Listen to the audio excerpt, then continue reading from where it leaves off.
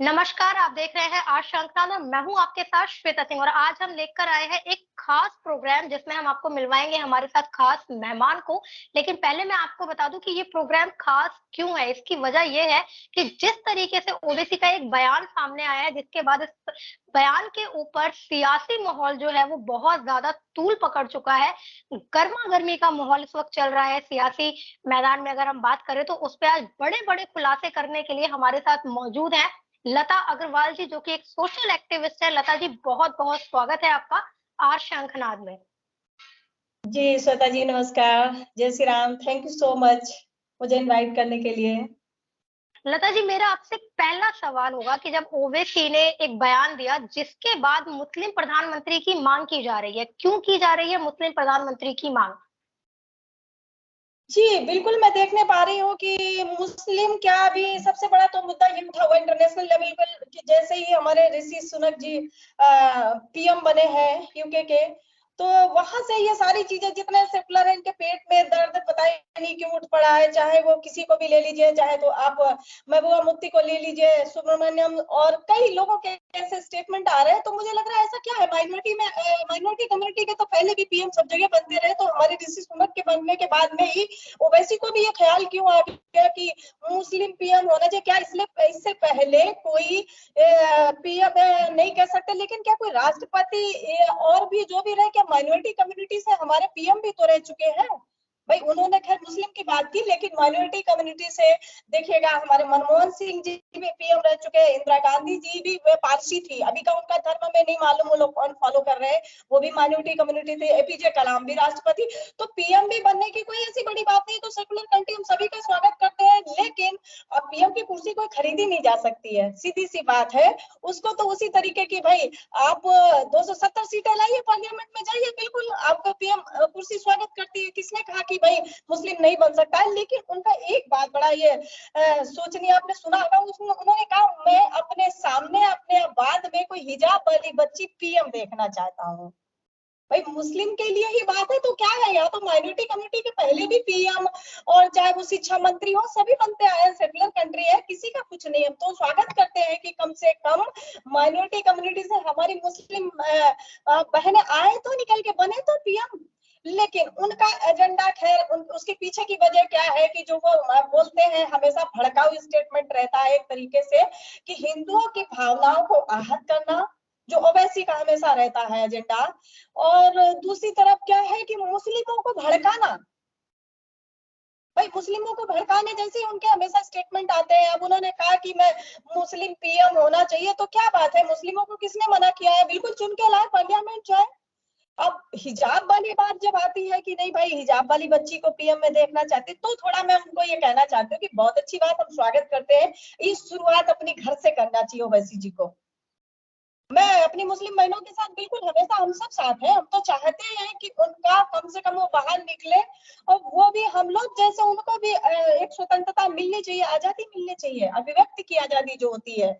भाई इन्होंने तो अपनी बच्चियों को कॉलेज भेजना नहीं, यूनिवर्सिटी भेजना नहीं, आप समझिएगा, पढ़ सकती नहीं, लिख सकती नहीं है, उनको पूरे काले टेंट में लपेट कर रखना है, घर से बाहर नहीं, घर में उनको कोई अधिकार नहीं देने। इनको इन्होंने अपनी बेटियों को समानता के घर में क्या अधिकार दिए? नहीं, बेटे को तो प्रॉपर्टी का समानता का अधिकार दर, बेटियों को कभी नहीं। 3 तलाक में भी क्या था कि ऐसे ही तलाक तलाक तलाक करके छोड़ देते थे, क्या उनको कुछ अधिकार मिलता था? नहीं दिया जाता था फाइनेंशियल।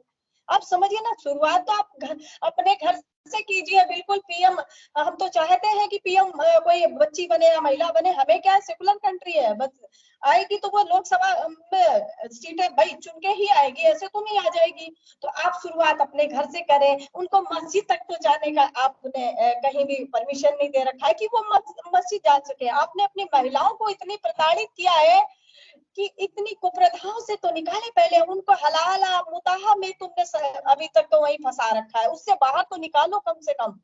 कुप्रथाओं से निकालो, उनका कम से कम उनका दर्द समझो, वो पीड़ित है। जब वो पीड़ित बाहर आए, हम भी उनका स्वागत करेंगे कि देश की महिला कोई पीएम बने।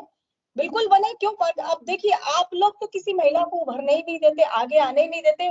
खुद की ओवैसी की पार्टी आप ले लीजिए AIM, उसमें कोई भी मुस्लिम महिला पद पर है नहीं है।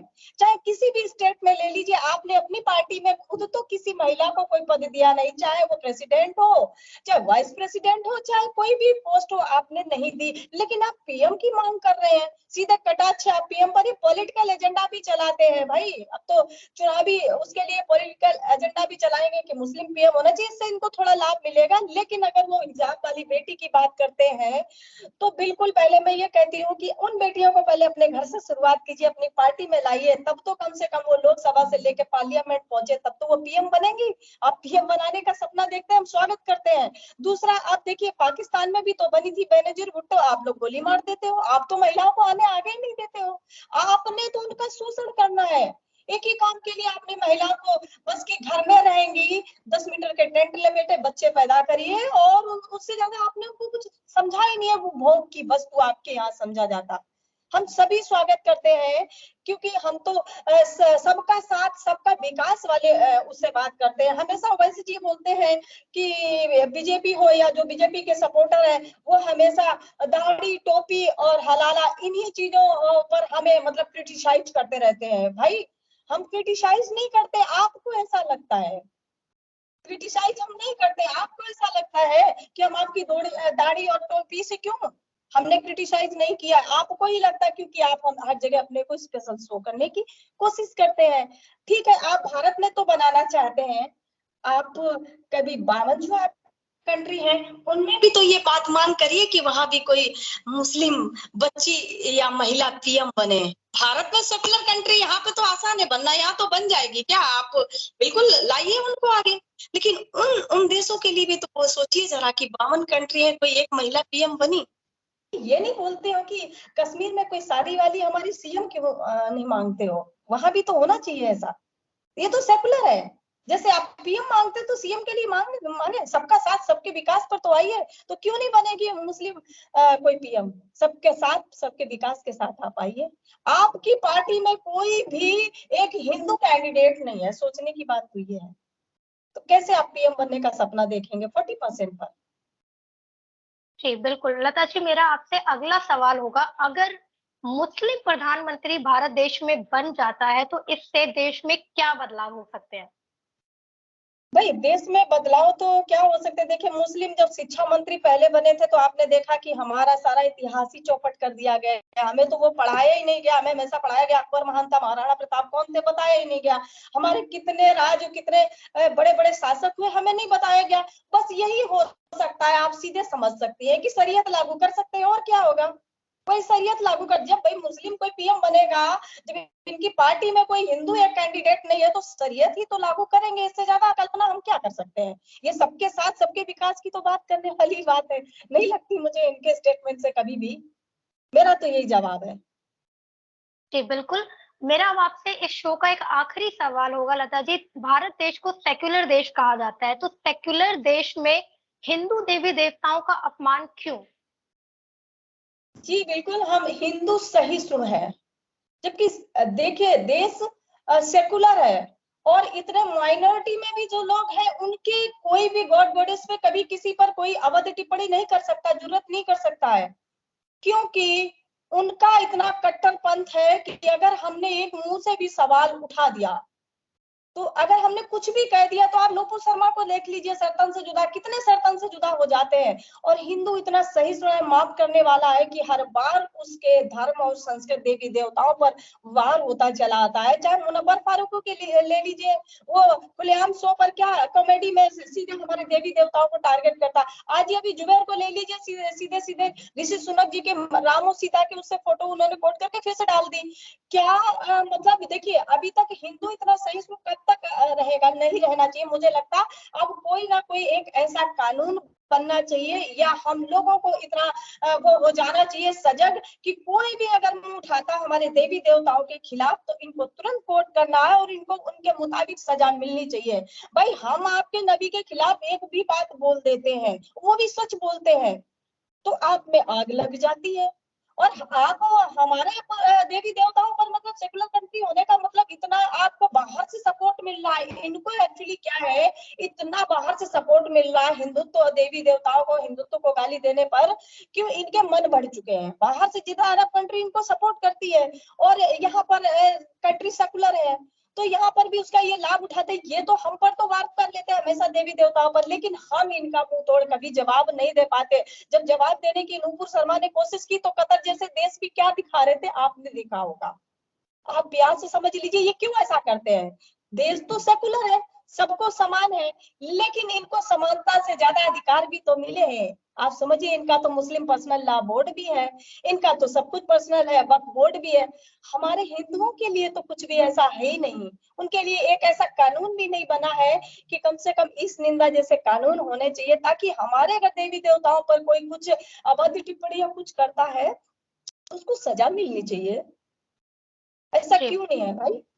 ये चीजें तो हम चाहते हैं कि जो 70 सालों में नहीं है हमारे संविधान में, उन चीजों में अब कुछ सुधार होना चाहिए। जैसे कि अभी हम आपको बता ही रहे थे कि हमारे साथ क्या है, कि हमारे साथ और देशों का उतना सपोर्ट नहीं है। जैसे इनको देखते हैं कि इनका बाहर से फंडिंग सपोर्ट, कि आपने क्या किया, हिंदू देवी देवताओं को गाली दिया, आपने कितना किया।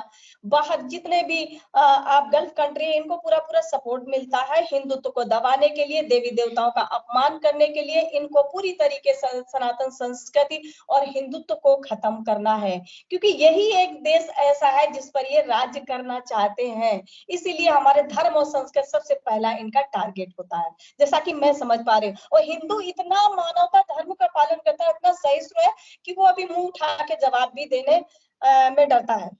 हम कानून को फॉलो करते हैं और उनके लिए कोई कानून ही नहीं बने हैं। जब तक उनके लिए कानून नहीं बनेंगे, इस निंदा जैसा हमें भी सपोर्टिंग कानून नहीं मिलेगा, मुझे लगता है तब तक हमारे ये हिंदू देवी देवताओं को, चाहे मुनव्वर फारूकी हो, चाहे जुबैर हो, हर दिन ये ऐसे ही अपमानित करते रहेंगे।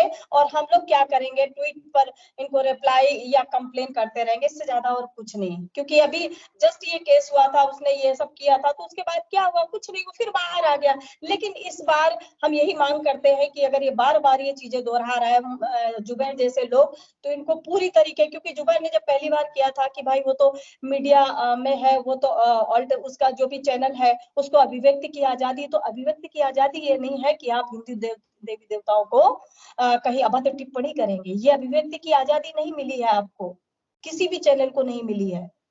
तो उस पर कार्रवाई होनी चाहिए और हमारे लिए इस निंदा का कम से कम अब कानून बनना चाहिए। आए दिन ये चीजें अब हिंदू बर्दाश्त नहीं करेगा और अब हिंदू और ज्यादा माफ नहीं करेगा ऐसे लोगों को।